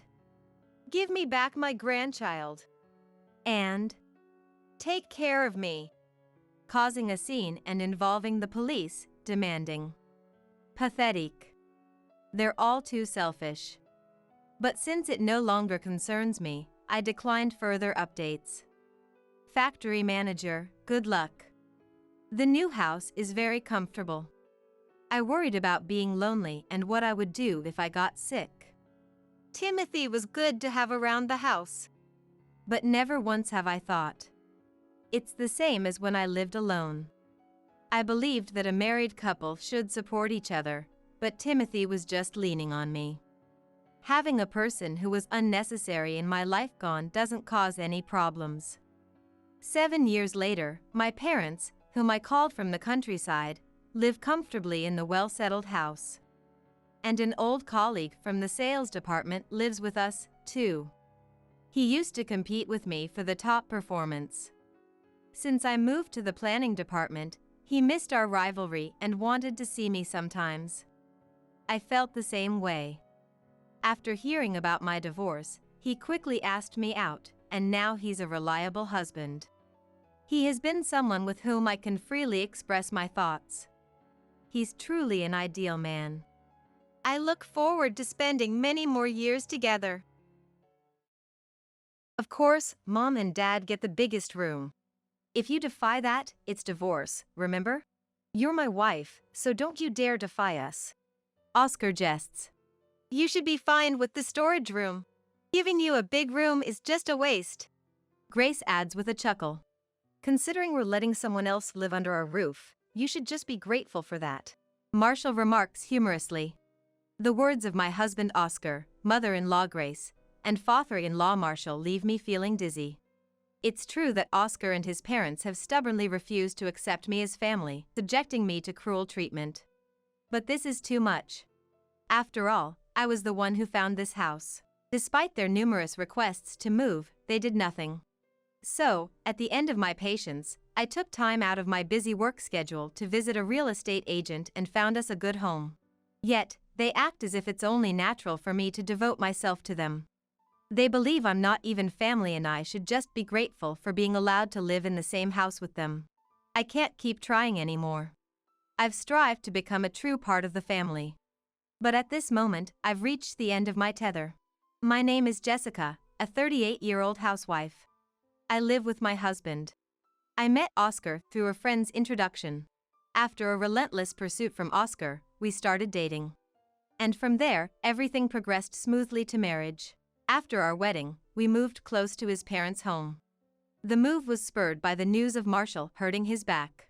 While Marshall wasn't in need of constant care, his mobility was limited enough to require assistance for longer trips. So we settled nearby in-laws' house to give them a ride when they needed and visit them regularly to check in. Initially, my in-laws seemed appreciative of our efforts. As Oscar's wife, I wanted to support them. With that sentiment, I did what I could while juggling a busy work schedule. However, as time passed, my in-laws' attitude drastically changed. Jessica, when are you going to quit your job? A married woman working, it's hurting Oscar's reputation. Why not just quit and become a housewife? They suggested. My in-laws had always seemed dissatisfied with my continued work post-marriage. Perhaps in their time, it was the norm for a married woman to quit her job. But such a mindset is painfully outdated. Grace, these days, it's perfectly acceptable for married women to continue working. You know, retirement inevitably requires money, right? I want to keep working to ensure we don't face hardships in the future. I earnestly respond to Grace's words. As we age, living off a pension alone becomes an increasingly difficult proposition. That's why I believe it's important to work and save while we still can. But Jessica, isn't it because you're working that you and Oscar don't have time for intimacy? You're already 38 and he has crossed 40. It's troubling for us if you can't even provide a grandchild. She argues. It's true that we don't have children. But it's not for a lack of trying. We've done what we could, and yet here we are. Harsh words and cold glances from my in-laws leave me feeling terribly uncomfortable. Could it be that I'm the one at fault? Should I have quit my job and focused on starting a family? I feel restless, troubled by the thought that I might be doing something wrong. It was around this time that my in-laws' behavior noticeably deteriorated. They treated me as if I wasn't part of the family. And this attitude, like a contagious disease, spread to Oscar as well. Initially, the changes were minimal. Ignoring my attempts to communicate, or Oscar and his parents going on trips without me. I questioned such actions, but thinking it unwise to dwell on them too much, I let them be. That only led to worse behavior. Returning from work one day, I found Oscar drinking in the living room. Not wanting to disturb his evening ritual, I quietly entered and started tending to some household chores. Then he let out a heavy sigh. What's this about you leaving the house empty till this hour because of work? Mom, even when she was tired from chores, was always by my side at this time, never making me feel lonely. A wife that makes her husband feel lonely is failing her role. He lamented. He often compared me to Grace. Every time I made a mistake, he would point out how Grace would have done it, lecturing me on how inadequate I was as a wife. I'm sorry for making you feel lonely. I'll be more mindful from now on. I replied. Challenging Oscar in these moments only led to more intense anger and worse situations. Drawing from past experiences, I refrained from arguing and quickly apologized. Perhaps my action was interpreted as an admission of guilt, as he continued with even harsher words. Listen, the only reason you can still work is that Mom and Dad are kind. But I won't be as kind to you like them. Quit your job quickly and become a housewife. It's time to stop being so selfish. I've been told to quit my job time and again. Why do I have to hear such things? I'm working with the future in mind, so why must that be dismissed? He really seems to dislike that I don't conform to his wishes. Sometimes, I even feel like I'm not treated as part of the family. But still, I've persevered. In the midst of these challenging days, he came up with a suggestion. He wanted us to live with his parents. They won't stay healthy forever, right? They might get injured while we're away. To be there for them immediately if that happens, I think living together is necessary. This single statement moved his parents, proud of their thoughtful son. But for me, it felt like just another source of distress was being added to my life. And to make matters worse, although they spoke of wanting to live together, they never took any action to make it happen. It was always left up to me. You're always so unhelpful, so the least you could do is make an effort for the family, Oscar said.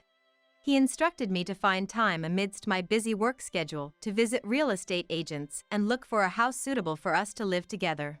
Honestly, it was a particularly busy period for me, and finding the time was a real struggle. But somehow, I managed and found a potential property. When I showed the details to them, their reaction was surprisingly positive. We decided to visit the house that weekend. I managed to take a day off work for it. It's really spacious and nice. I think Mom and Dad can really relax in this house, he remarked. Guided by the real estate agent, we walked through the house. The house was large enough to offer a room for each of the four of us, with spare rooms for guests. While checking out each room, Oscar and his parents discussed what each room could be used for. I trailed behind, quietly observing their excited chatter. It seemed we had finished touring the last room. They seemed convinced by the house after the viewing. I felt relieved, thinking the move might go smoothly after all. But reality was far more cruel. Of course, Mom and Dad get the biggest room. Defy that and it's divorce, remember? You're my wife, so don't you dare defy us, Oscar said, startling me. His utter disregard for me and his selfish decision-making for his parents left me stunned. Then, as if to add insult to injury, Grace chimed in. You should be fine with the storage room. Giving you a big room is just a waste. And then Marshall continued, reinforcing their words.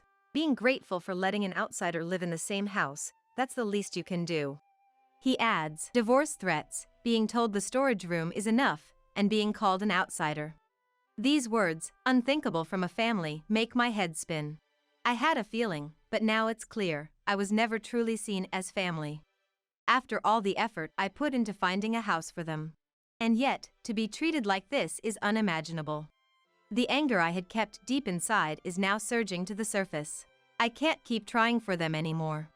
In fact, I feel an urge to make them thoroughly regret taking my feelings for granted. With that resolve, I decided to rebel against their selfishness.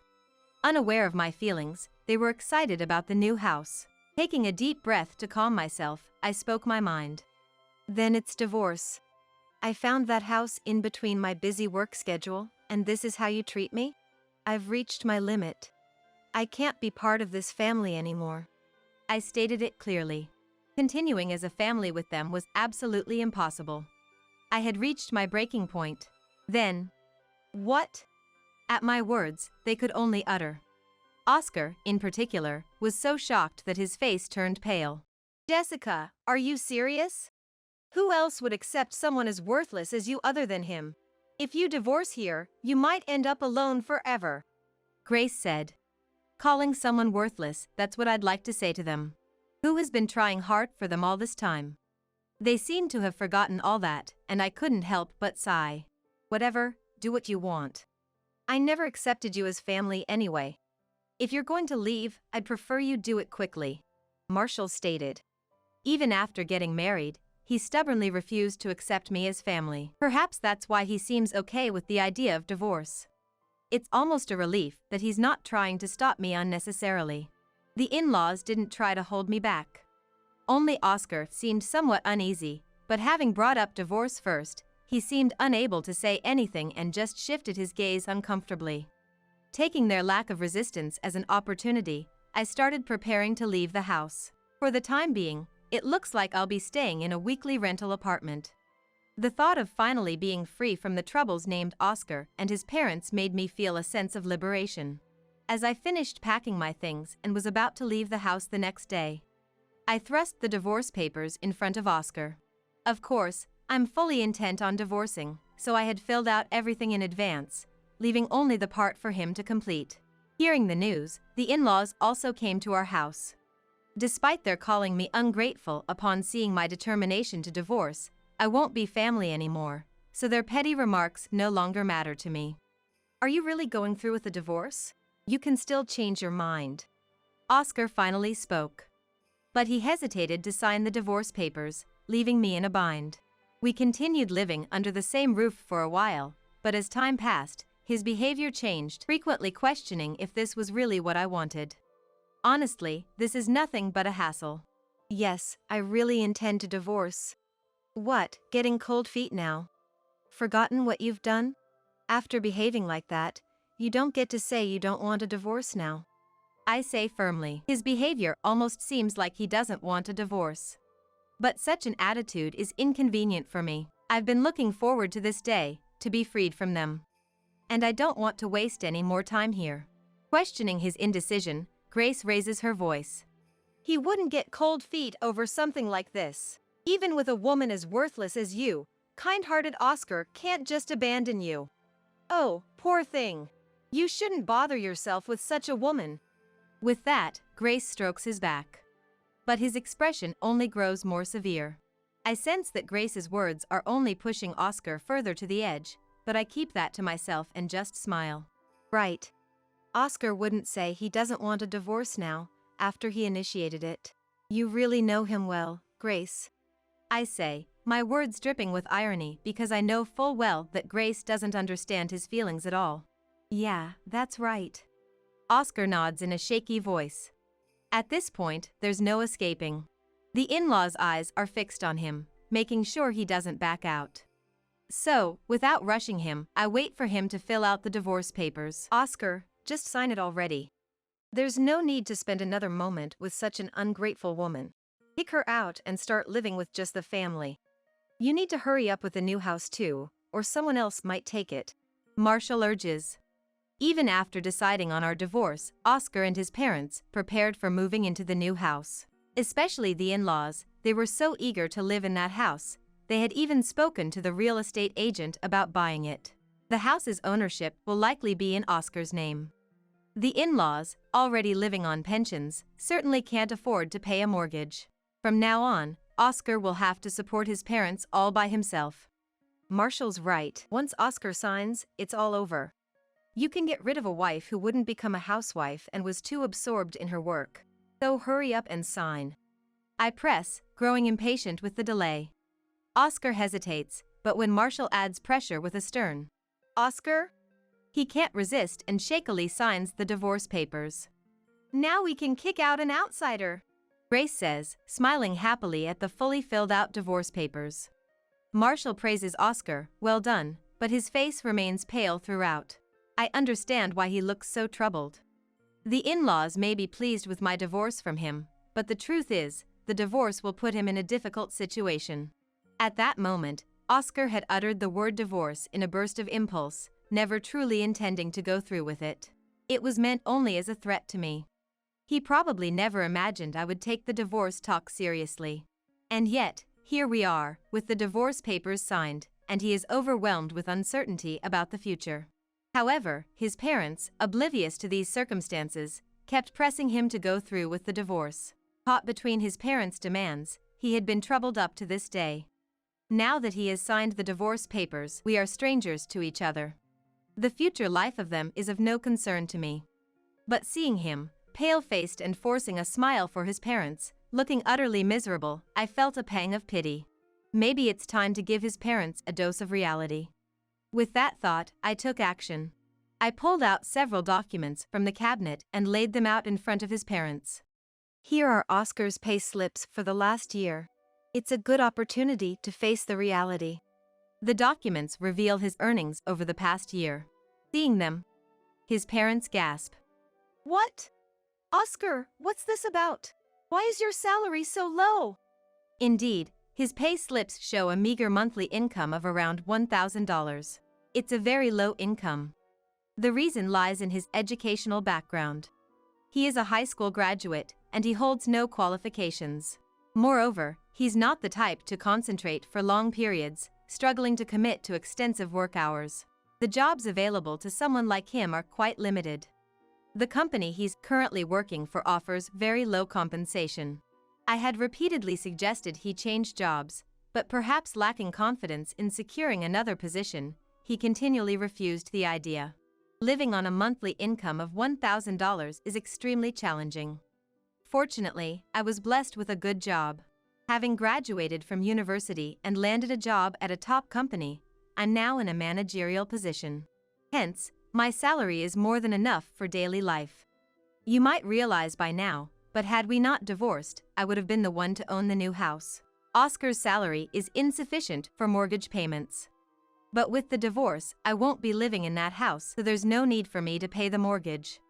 In essence, with a meager salary of $1,000 per month, Oscar will have to cover the mortgage and living expenses on his own. Of course, I'm the owner of the house we're living in now. After leaving the weekly rental apartment, I plan to sell this house and evict Oscar. Oscar himself seemed to realize this at some point. But his parents, oblivious to the dire situation Oscar was in, only continued to put pressure on him. Oscar, say it's not true. Jessica is lying, right? It's impossible that Oscar has such a low income. Grace shouted, refusing to accept reality, grabbing Oscar's shoulder in anger. Normally, if parents learn their son is in a terrible situation, they would try to support him. However, Grace, holding on to an overly grand illusion of Oscar, couldn't face the reality I presented and kept imposing her ideals. Marshall, overwhelmed by the stark truth, remained silent. Under the intense scrutiny of his parents, Oscar finally snapped, "Enough already," and slumped down on the spot. Grace looked at Oscar with concern. "Jessica, please forgive us. We were wrong. I've been thinking these past few days, and no matter how I look at it, we can't live without you. If you're angry about what was said, I'll apologize as many times as it takes. Please, forgive us," Oscar said, offering a profound apology. His desperate attempt to make me stay almost made me laugh. Seeing my reaction, the in-laws seemed irritated but, recognizing their position, they apologized on the spot. "Jessica, please. Don't abandon us. We don't want to see Oscar suffer anymore. We apologize for what we did. So please, reconsider. It's not too late," Grace pleaded, apologizing next to Oscar. Marshall, perhaps influenced by her, also said, "Please," and apologized. After being ridiculed and subjected to harsh words, this scene of all three apologizing simultaneously was quite a spectacle. I felt a sense of clarity, as if something long lodged in my chest had been cleared. But my resolve was firm. I truly felt that I couldn't forgive these three. Even if I forgave them now, there's no guarantee the same situation wouldn't happen again. Perhaps their behavior could become even worse. And more than anything, I no longer had the desire to continue as a family with them. The urge to be freed from these three and to live my own life was much stronger. That's why, no matter how much they tried to stop me, my decision didn't waver. "Sorry, but it's already decided. No matter what you say, I'm going to submit this divorce application. If you really don't like it, let's hire lawyers and discuss it further," I said, taking the divorce papers and returning to my room. After that, I could hear them arguing in the living room, but I ignored it and took the time to rest, preparing for the next day. The following early morning, I left the house with the luggage I had packed in advance. It was fortunate that I didn't have to face Oscar even once, and so, I was freed from these troublesome people. The divorce application was successfully processed. However, what became more contentious was the issue of alimony. I wasn't interested in receiving any alimony, for I was satisfied as long as I can get divorced. But Oscar, perhaps trying to squeeze every penny he could from me, demanded $100,000 in alimony, concocting some plausible reason like my alleged infidelity. Of course, there was no truth to such claims, so his demands didn't stand. I heard from a friend about what happened afterward. Following that incident, Oscar and his parents reportedly had a significant falling out. After I sold the house, Oscar was evicted and had to move in with his parents. But, shocked by the turn of events, he quit his job and started relying on his parents, which infuriated them. Now, he is said to be living alone in an apartment after being kicked out of his parents' house. He seems to be desperately trying to get in touch with me, reaching out to mutual friends haphazardly. It's utterly bothersome, but I have no intention of communicating with him, so I've taken the precaution of asking friends not to share my contact information. Dealing with him has been a headache, but even so, I am happy now. Having severed ties with him and his parents, I've embraced a life of freedom. My current environment, where I can focus entirely on my work, seems to suit me well. After all that has happened, I'm not keen on married life for a while. For the time being, I plan to cherish the time spent with friends and live each day to the fullest. In this long life ahead, I want to live for myself.